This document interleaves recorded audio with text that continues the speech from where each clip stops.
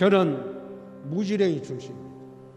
그 무지랭이 출신이 대통령 후보가 됐습니다. 꿈이 있었기 때문에 가능했습니다. 꿈을 갖고 살았기 때문에 가능했습니다.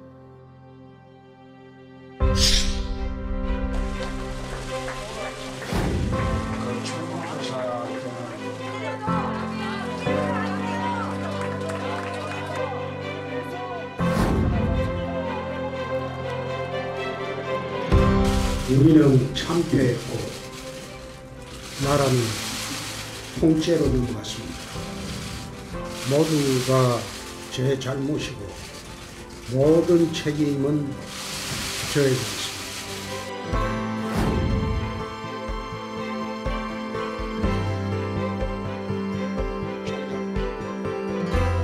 도시락 싸갈 형편이 안 되어서 점심시간마다 수돗물로 배를 채워야 했던 어린 소년이 있었습니다. 그 소년이 자라 국회의원 5번, 경남지사 2번, 원내대표, 당대표 2번을 거쳐 다시 대통령 후보로 여러분 앞에 나섰습니다. 물로 배를 채우던 그 절박한 심정으로 마지막 정치 도전에 나섭니다. 언젠간 가겠지 푸른 이 청춘 지고 또 핀 꽃잎처럼 달 밝은 밤이면 창가에 내 젊은 영가가 꽃을 가고 없는 날.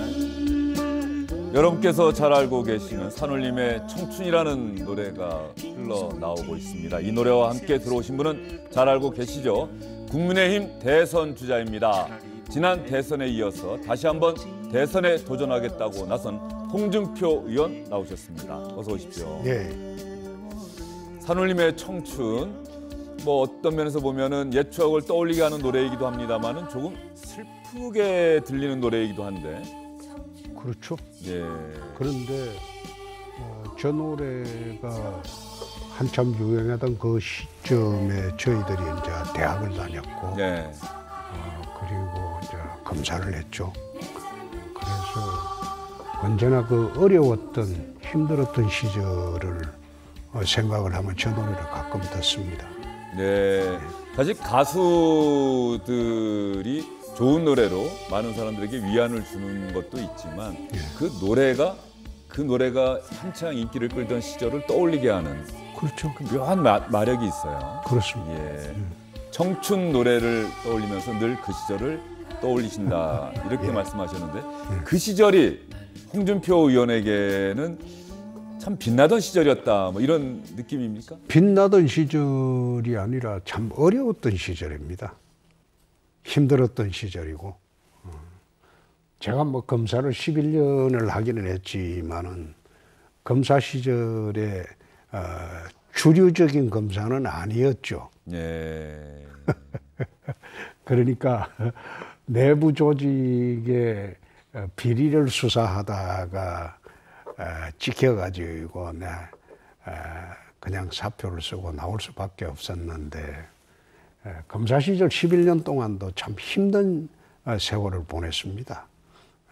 지금 검사들이 참 여러 가지 조직의 도움을 받고 조직이 전부 하나가 돼서 그렇게 활동하던 그런 시절은 아니었죠. 예. 지난 대선에 이어서 다시 한번 대통령 선거에 나서는 그 핵심적인 이유, 국민에게 내가 이것만은 꼭 하겠다라고 하는 그것이 있다면요? 지난 대통령 선거는 사실 제가 당선되려고 나온 것은 아니고, 그때도 주영진 앵커 2%에 나온 거로 기억을 하는데, 그때는 당선되려고 나온 게 아니고 당 지지율이 4%배 안 됐습니다. 그리고 우리 당 후보, 대통령을 지냈던 분이 파면되고 구속이 됐어요. 그러니까 당을 재건할 필요가 있었어요. 그러니까 당을 재건하기 위해서는 그때는 당선되려고 나왔다기보다도 당 재건 목적으로 나왔기 때문에 남아있는 한국의 보수 우파라도 그리고 숨어 있는 보수파라도 끌어내서 당이라도 재건해야 되겠다. 그렇게 하면서 대선을 치르다 보니까 강성 우파로 갈 수밖에 없어요. 그래야만이 남아있는 흠어 있는 보수 우파들이라도 나와서 투표를 해줘요. 예.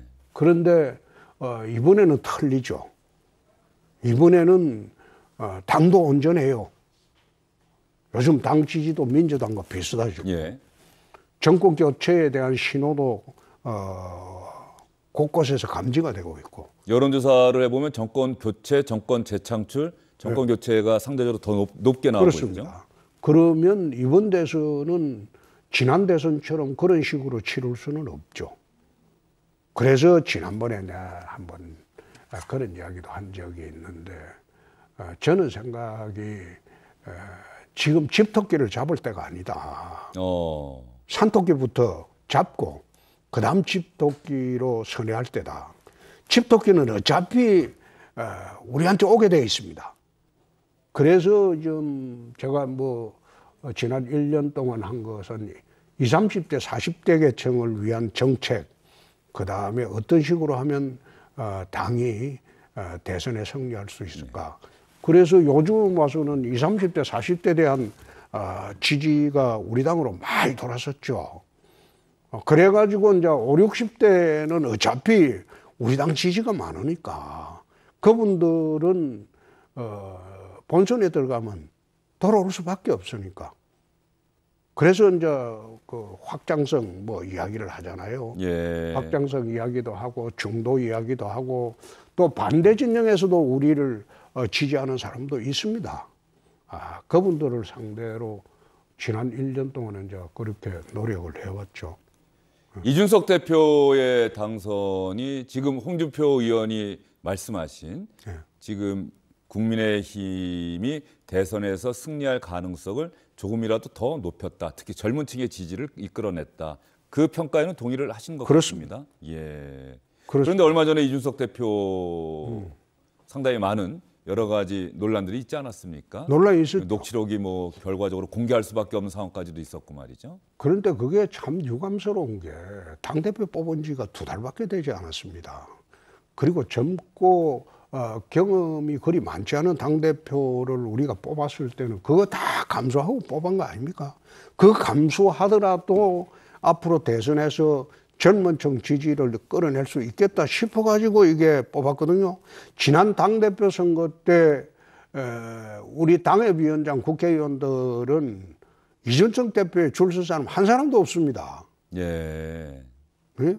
오히려 주호영, 나경원 거기에 줄을 다 섰어요. 그런데 전국적으로 그런 현상이 있었는데도 이준석 대표가 왜 됐겠습니까? 시대가 변했다는 거죠. 예? 그리고 언택트 시대가 되다 보니까 전부 모바일 투표로 가거든요. 근데 지금은 우리 당내 경선이 이루어지고 있는 상황을 보면 그게 이제 2007년도 끝났어요. 새몰이 하는 거는. 2007년도 이명박 박근혜 시절에 국회의원들 당협위원장을 줄 세워가지고 새몰이 하는 거는 2007년도 이미 끝난 선거 방식이에요. 예. 근데 이 끝난 선거 방식을 가지고 지금 또 하려고 덤비고 있으니 내가 쳐다보면서 그 2007년도 끝난 방식이다. 지금은 틀린다. 그래서 우리는 이번에 경선 나가면서 줄 세우기 하지 않습니다. 그리고 제가 26년 정치하면서 당내 경선을 많이 치러봤지만은 국회의원들이나 당협위원장들한테 강요를 하거나 그렇게 해본 일이 없습니다. 어떻게 봐야 될지 모르겠습니다만 지난 대선에서 국민의힘의 전신정당의 대선 후보였던 홍준표 의원, 그 다음에 어쨌든 당을 떠날 수밖에 없었고 지난해 총선 과정에서 공천 문제 때문에 그로부터 복당하는데 1년 3개월이 걸렸어요. 1년 4개월. 1년 4개월. 그 사이에 윤석열 전 검찰총장, 최재형 전 감사원장이 당에 들어오게 됐고 그래서 유력한 대선 주자다 이런 평가를 받고 있고 이런 상황에 대해서 우리 홍준표 의원께서는 나는 좀 동의가 안 된다 이럴 수도 있을 것 같습니다. 나는 최재형 감사원장은 잘 모르고요. 예. 모르고 또 크게 이제 유의해서 보지는 않지만은 윤석열 총장 같은 경우에는 제가 좀 가슴에 맺힌 게 있습니다. 왜 그런가 하면 예. 이 정부 출범 초기에 윤석열 총장이 이제 박근혜 대통령을 구속하는데 1등 공신이 돼가지고 중앙지검장에 발탁될 때 5계단을 넘어가서 벼락 출세를 했어요. 벼락 출세를 해서 중앙지검장을 하시면서 우리 적폐 수사 명분을 걸고 수사를 했을 때 우리 진영의 사람들이 1000명 이상 조사를 받았어요. 그리고 200명 정도가 구속이 됐고, 그리고 거기에 자살자가 5명 나왔어요. 수사 도중에. 그걸 할 때 자고 나면 우리 진영의 사람들이 불려가고, 그걸 반대 진영에 내가 수상을 했어요. 매일같이 저런 내가 그때 포악한 수사라고 봤어요. 수사 저런 식으로 해서는 안 된다. 저렇게 포악하게 해서는 안 된다. 얼마나 포악하게 했으면 수사받고 나오면 자살을 하고 그러냐. 그래서 그때 들어간 사람 혐의 중에 상당수가요, 직권남용죄입니다. 그건 정치 수사예요. 그걸 쳐다보면서 야, 저렇게 해서 중앙지검장에서 검찰총장까지 됐는데 그렇게 하신 분이 문정권 출범에 1등 공신이죠. 그런 분이 우리 당에 들어오면 대국민 사과라도 해줘야죠. 그리고 우리 당원하고 국민들, 우리 당원 동지들한테 사과라도 해야죠. 근데 그걸 안 하고 지금 들어와서 출범된 지 2달밖에 안 된 당대표를 흔들고, 심지어 최근에는 비대위까지도 해가지고 당을 점령하려고 하는 듯이 그래 나오는 걸 보고, 이거는 정의에 반하지 않느냐. 상식에도 반하고 공정에도 반하고.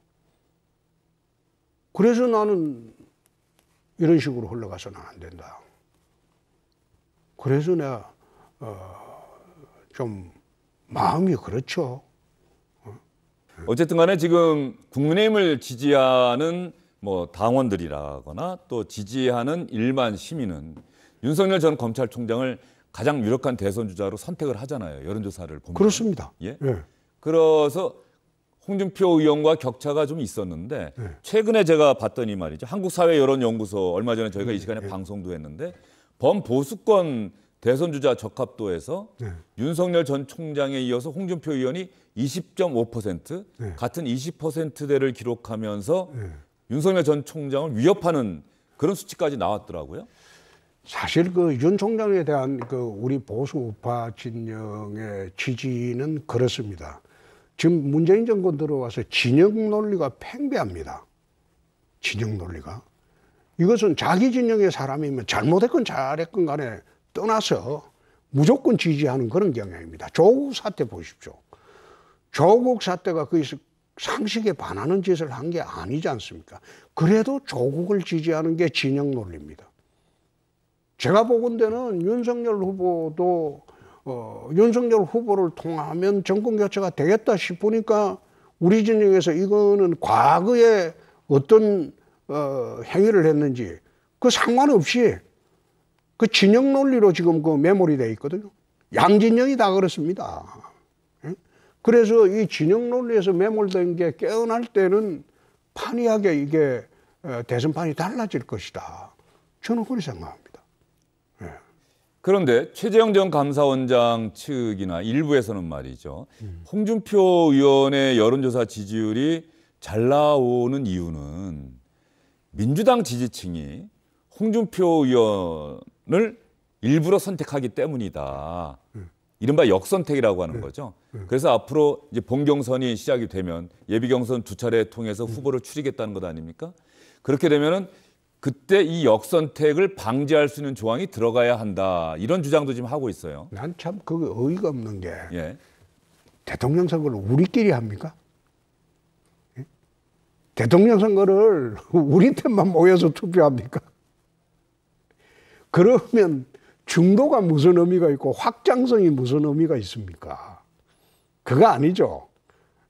한때는 홍준표 보고 확장성이 없다고 보수 우파 지지만 있다고 난리를 치고 최근까지도 그랬어요. 그런데 그게 중도 확장성이나 반대 진영에서 저를 선택하는 사람이 많아지니까 이제 와서 그걸 역선택이라고 몰아붙이는 거. 아마 여론조사 전문가들한테 한번 물어보세요. 갑자기 전화를 받았는데 역선택할 준비가 되어 있습니까? 그래서 그거는 정치 경험이 일천한 사람들이 잘 모르고 하는 것이다. 대선이라는 거는 국민 전체를 상대로 하는 선거지 우리 편만 한 30% 되는 우리 편만 똘똘 뭉쳐서 하는 그런 선거 아닙니다.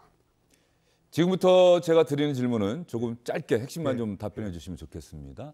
김재원 최고위원 징계해야 한다. 유튜브 방송 나가서 아마 또 홍준표 의원을 좀 비판을 강하게 했다.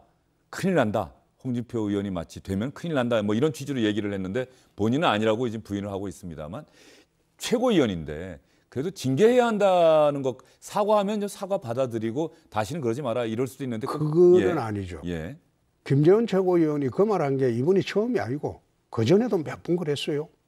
그리고 최근에 얼마나 많은 설화가 있었습니까? 매일매일 설화가 있어요. 근데 그런 분이 최고위원회에 앉아 있으면 우리가 정권 창조하는데 참으로 장애 요소가 됩니다. 3월 9일까지 대선 때까지 입을 좀 묶고 놔야 돼요. 그런 분이 있으면 내가 그 박근혜 대통령을 망쳤을 때 정무수석을 했습니다.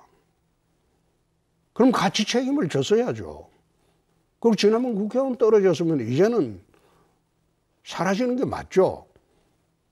그러나 남은 친박들 해가지고 최고위원 됐다고 해서 어느 진영하고 딱 밀착이 돼가지고 계속 그런 식으로 행동하고 설화를 남기고 이러면 우리 대선 치르는데도 어려워집니다. 그래서 당의 대선을 치르기 위해서는 3월 9일까지는 저 입을 좀 묶고 놔야 되겠다. 그래서 징계 요청서를 한 겁니다. 예, 국민권익위원회에서 부동산 투기 의혹 조사 결과를 당에 통보했고 어제 이준석 대표를 비롯한 지도부가 결정을 내렸는데 홍준표 의원은 국회의원뿐 아니라 대선 주자들도 다 하자. 야당뿐 아니라 여당도 다 받자. 이렇게 이야기했는데 예, 이 현실성이 있을까요?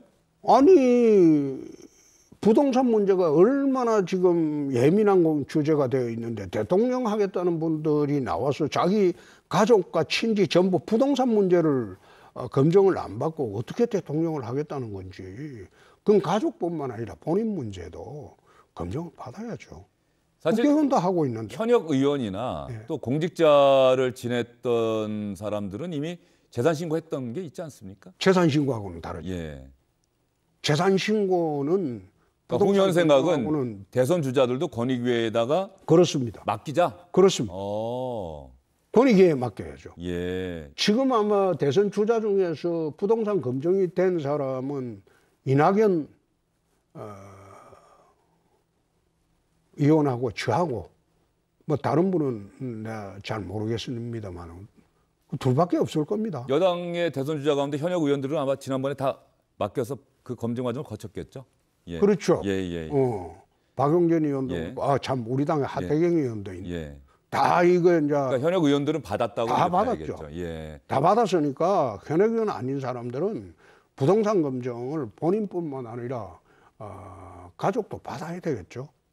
홍준표 의원은 언론중재법 개정안 오늘 새벽에 국회 법사위에서 여당과 열린민주당 사실상 단독으로 통과를 시켰습니다. 수적으로는 워낙 국민의힘이 막을 수가 없기 때문에 말이죠.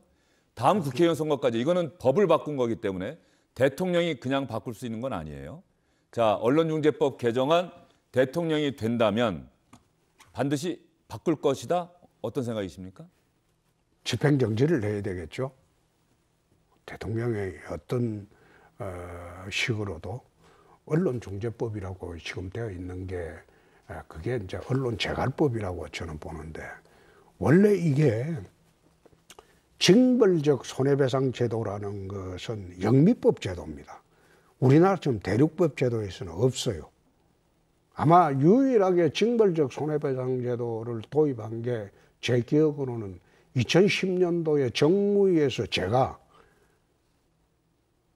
재벌기업이 협력업체의 기술 침탈을 했을 때는 징벌적 손해배상 제도로 해서 손해배상을 5배인가 이상 물리도록 하자. 예. 그 법안을 통과시킨 게 유일할 거예요. 그때 그 법안 통과시킬 때도 내가 그런 이야기를 했어요. 이 대륙법 체계에는 맞지 않지만은 재벌이 워낙 그 중소기업의 기술 침탈하는 사례가 많기 때문에 이거는 막아야 된다. 근데 이번에 언론중재법에도 그런 거 나오는 거 보고 저거는 우리 법 제도에는 맞지 않고 특히 그런 필요성까지 느끼지도 않는데 저런 식으로 언론을 막고자 하는 거, 언론을 막고자 하는 거, 저거 아마 통과되면 민주당이 대선에서 큰 악재가 될 거예요. 만약 저런 식으로 통과가 되면 지난번에 96년도인가 있었던 YS 노동법 파동 유사하게 저 국민적 저항이 일어날 수도 있습니다. 그럼 자기들한테 큰 악재 될 거예요. 홍준표 의원 정도 정치 경륜이 있다면 그런 생각도 하실 거 아니에요. 지금 하는 것처럼 국민적 저항이 일어날 수도 있다라고 생각을 하시잖아요. 그럼에도 불구하고 왜 여당이 언론중재법 개정안을 이렇게 밀어붙이고 있을까? 그런 생각도 하실 것 같아요. 조국 사태에 대한 보복이죠. 조국이나 윤미향이나 이런 사건에 대한 언론에 대한 자기들이 언론 때문에 당했다고 생각하거든요. 그러니까 거기에 대한 보복이죠. 그러니까 내가 저 쳐다보면서 저런 식으로 가면 저 대선에 망할 것이다. 난 거기에 앞장서는 일부 민주당 대선 후보도 저러다 소위 문바들 지지 얻으려고 저런 짓 하다가 국민들한테 호되게 당할 것이다. 이제 지금 주영진의 뉴스 브리핑 스튜디오 전체적인 지금 장면이 지금 나오고 있는데 말이죠. 화면 한번 보시면 네.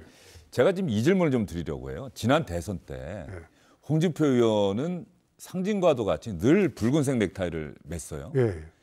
저한테 이런 얘기했던 기억도 납니다. 붉은색이 워낙 상서롭다고 해서 기이한 아주 좋은 그런 기운을 불어온다고 해서 저는 속옷도 붉은색을 입습니다라고 말씀하셨던 기억이 나는데 언제부턴가 바뀌었어요. 넥타이도 붉은색이 아닌 넥타이를 매시고 그때는 넥타이도 항상 일부러 좀 삐딱하게 메고 나왔는데 이제는 항상 이렇게 다르게 메고 나오시더라고요. 이런 외적인 변화도 틀림없이 홍준표 의원이 생각하고 의도한 게 있을 거다라는 생각이 있어서. 붉은색은 그게 이제 러시아에서 정의와 열정을 상징합니다. 예. 네, 그래서 이제 쭉 맸던 것인데 하도 주변에서 너무 외고집처럼 외골수처럼 보인다. 그래서 넥타이 색깔을 바꾸라고 해서 파란색으로 주로 바꿨습니다. 바꾸고 그리고 내복도 요즘 붉은색 내복 안 입습니다. 안 입고 조금 이제 부드럽게 한번 국민들한테 다가가 보려고 하는 그런 생각입니다. 사실 어떤 면에서 말이죠. 홍준표 의원을 지지하는 분들, 뭐 저한테도 가끔 댓글이 달리는 거 보면 참 시원하다. 어떤 현안이든 막힘없이 자신의 생각을 잘 얘기한다. 저런 사람이 대통령이 돼야 한다. 그런데 홍준표 의원에 대해서 거부감을 갖고 있는 사람들은 아까 얘기하셨잖아요. 네. 강성 보수를 지난 대선 때는 의지할 수밖에 없었다. 네. 그러다 보니 홍준표 하면 강성 보수, 혹시 태극기 부대라든가 그래서 아까 중도층 얘기하셨는데 중도층이나 이런 데서는 너무 강한 이미지, 아주 강경 보수 이미지. 그래서 나는 홍준표 의원을 지지할 수가 없다. 이 벽을 어떻게 깨나가시겠습니까? 지금 깨나가고 있잖아요. 지금 20, 30대, 40대 그 지지층들은 제 그 여론조사를 뒷받침해주는 지지층들은 20, 30대, 40대입니다. 오히려 5, 60대가 지금 다른 후보 진영에 나가 있죠. 대부분. 그리고 지금 20, 30대, 40대가 여론조사 로데이터를 보면 저를 지지해주는 주축이고 특히 20대가 제일 많습니다. 알겠습니다. 자, 그러면 홍준표 의원, 국회의원 5번, 당대표, 원내대표 2번, 경남지사도 2번 그렇죠. 했나요? 예. 자, 그런 정치인인데 혹시 홍준표 의원은 과거에 먹을 것이 없어서 수돗물로 배를 채우던 소년이었는데 이전에 우리 홍준표 의원은 어떻게 성장했는지 저희가 좀 사진을 부탁했는데 사진을 보면서 좀 이야기를 나눠보도록 하겠습니다. 저 마루이의 소년이 홍준표 의원인가요? 예, 5살 때. 5살 때. 그 옆에 계시는 분이 저희 어머니고, 예. 그 옆에가 작은 누이입니다. 작은 누나. 예. 예. 5살 때일 겁니다. 아마. 어머니가 좀 연세가 돌아가셨어요. 예. 네. 저희 어머니가 저를 낳을 때는 39살 때 낳았어요. 39에. 아버지가 41살 때고. 예. 저는 이제 우리 큰 누이고, 큰 누이인데 어머니가 아니고 큰 누이입니다. 네네. 큰 누이인데 돌아가셨어요. 예. 그 누나들의 그 은혜, 고마운 마음을 좀 살면서 좀 계속 갚으셨습니까? 그렇습니다. 예. 나이 차이가 많이 나는군요. 예. 큰 누님하고. 예. 아이고, 요 왼쪽은 뭐 누가 봐도 홍준표 의원 같습니다. 모자도 뭔가 똑바로 쓴 것 같지는 않네요. 그때는 고등학교 때는 좀 불량기가 있었죠. 예. 저걸 호크라고 하나요? 저거 항상 선생님들은 채우라고 했었는데. 저거 예. 답답해서 안 채웁니다. 예. 오른쪽 사진은 친구들과 사진. 예. 초등학교 친구들이. 예, 초등학교 친구들과. 자, 저거는 배 왕자가 있습니다. 그거는 식스팩이 아니고 예. 저 못 먹어서 저렇습니다. 그때 그건 대학교 언제적입니까? 1학년 때입니다. 예, 대학교 1학년 때. 예. 예, 아주 표정이 밝네요. 저 사진은 제가 본 기억이 나네요. 저거는 저 하숙집에서 대학교 2학년 때입니다. 기타는 지금도 뭐 가끔 치십니까? 지금은 안 칩니다. 예. 네. 저 때 늘 처음에 기타 치면서 배운 노래가 양현 씨 노래입니까? 예. 아침 이슬. 아침 이슬. 예. 요거는 대학교 졸업 때고요. 저 때 고시에 합격을 거의 못했죠. 아. 저는 77년도 졸업하고 군대 갔다 와서 82년도 합격을 했으니까. 미래가 불투명한데도 표정은 아주 밝습니다. 아유, 졸업하니까 얼마나 좋았겠어요. 그런데 보장된 미래는 없었잖아요. 보장된 미래는 아니더라도 그 당시에 아르바이트하고 6개월 만에 학교 등록금을 대야 되고 하니까 얼마나 힘든 세월을 보냈겠어요. 그러니까 이젠 등록금 낼 필요 없다고 하니까. 등록금 걱정 안 해도 되니까. 그렇죠. 이제 졸업했으니까 얼마나 좋았겠어요. 예. 자, 다음 사진 또 보도록 하겠습니다. 요거는 검사 시절 같은데요. 근데 홍준표 의원 같지 않네요. 지금 이 사진은 얼핏. 예. 느낌이 좀 다르네요. 네, 검사 시절입니다. 검사 시절. 예. 역시 예. 요거는 청주지검 초임검사할 때. 청주지검. 옆방에 여기 황교안 검사가 옆방에 있어요. 그렇습니까? 바로 옆방에. 예. 235 검사를 했으니까. 예. 검사 시절 사진. 이거는 인생에서 아마 행복했던 순간 저희가 좀 부탁드렸는데 아마 그 사진 아닐까 싶네요. 제 집사람입니다. 제 아내인데 정말 제가 인생에서 가장 힘든 시절에 제 옆에서 있어줬죠. 예. 그래서 나머지 인생은 내가 이 사람을 잘 모셔야 되겠다. 그런 생각을 쭉 하고 살고 있죠. 후원회장도. 후원회장은 이번이 처음이 아니고 지난 대선 때도 후원회장이 우리 아내입니다. 제 아내입니다. 외부의 명망가를 모시지 그거는 않고. 후원회라는 게 옛날에는 그 재정적 뒷받침을 할 사람을 이제 후원회장하고 명망가를 했는데 저는 지난 탄핵 대선 때도 그렇고 지난번에 국회의원 할 때도 그렇고 그때 우리 집사람을 후원회장으로 했습니다. 예. 홍준표 의원의 부인 이 자리에 아마 4년 전에 또 출연했던 기억이 납니다. 또 혹시 요즘은 좀 집에서 시간 나시면 설거지도 하시고 쓰레기도 갖다 버리시고 이런 거 하십니까? 아이 그거 지난번에 요 대선 때 한번 혼나고 쭉 하고 있죠. 이제는 이제는 예. 집사람하고 이제 아내하고 집 둘이 사니까 예. 둘이 사니까 이제 애들 다 이제 결혼해서 나가고 둘이 사니까 지금 밥할 줄도 압니다. 그 인증 사진 한번 올리시면 어떨까 싶은 생각도 좀 듭니다. 예, 근데 부인이 또 올리셔도 괜찮을 것 저는 같네요. 예. 참 그거 하면 쇼 같다는 생각이 들어서 그런 걸 잘 안 하려고 해요. 그래도 네. 그래도 그런 달라졌다. 홍준표가 달라졌어요를 한번 보여줄 수 있는 사진이 아닐까 싶어서 갑자기 그 생각이 듭니다. 예. 자, 이런 홍준표 의원의 과거 사진을 보면서 과거 이야기도 들어봤습니다. 시간이 상당히 많이 지났는데 예. 말이죠. 홍 의원님 어쨌든 지난번에 이어서 이번이 재수입니다. 예. 재수고 아직은 국민의힘의 대선 후보가 될지 안 될지 알 수 모르는 상황이죠. 자, 시청자분들께 예. 내가 꼭 이것만은 말씀드리고 싶습니다. 그것 때문에 오늘 주영진의 뉴스 브리핑에 나왔습니다. 제가 시간을 좀 드리겠습니다. 예. 사실 정치판에 들어와서 정치인 누구나 꾸는 꿈이 국가 경영입니다. 그 사이에 탄핵 대선에서 이제 패배하고 난 뒤에 4년간 대한민국 선진국 시대를 어떻게 하면 열어갈 수 있을까? 그리고 우리 후손들이 정말 안전하고 자유롭고 그리고 풍요롭게 살 수 있는 대한민국 선진국 시대를 만들기 위해서 4년을 준비를 했습니다. 잘하겠습니다. 앞으로 한번 지켜봐 주시면 고맙겠습니다. 고맙습니다. 홍준표 의원은 지지율 현재 윤석열 전 총장이 앞서고 있는 상황인데 말이죠. 그걸 골든 크로스라고 하죠. 역전시키는 것. 언제쯤을 목표 시점으로 잡고 계세요? 지금은 추석 전후로 보죠.